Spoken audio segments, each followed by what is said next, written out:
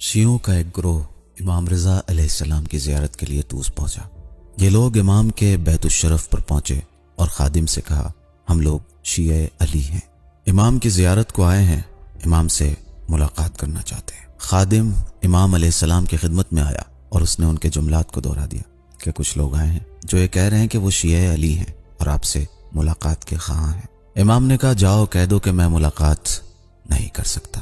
دوسرے دن پھر وہ آئے، پھر امام نے اجازت نہیں دی۔ تیسرے دن، چوتھے دن، یہاں تک کہ 2 مہینے تک یہ لوگ امام کے گھر آئے لیکن امام نے اجازت نہیں دی۔ جب 61ویں دن یہ لوگ پھر امام کے گھر پہنچے تو خادم سے کہا، ہماری کیا خطا ہے؟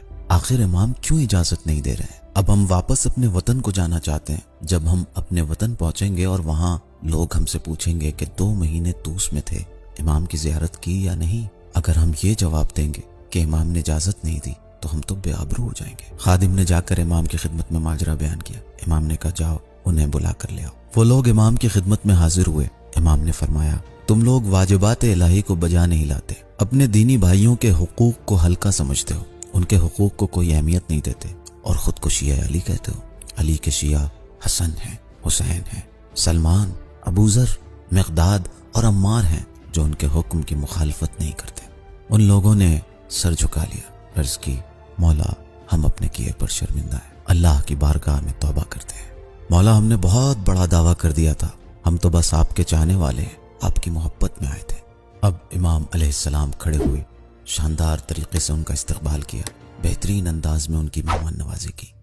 اس کا مطلب یہ ہوا کہ ہمیں چاہیے کہ ہم اپنی ذمہ داری سمجھیں۔ ہم شیعہ ہیں، ولایت کے ماننے والے، شیطان ہمیں دھوکہ نہ دے۔ اس واقعے کے اعتبار سے تو ہم سب کی چھٹی ہے، مگر نہیں، اب بھی وقت ہے۔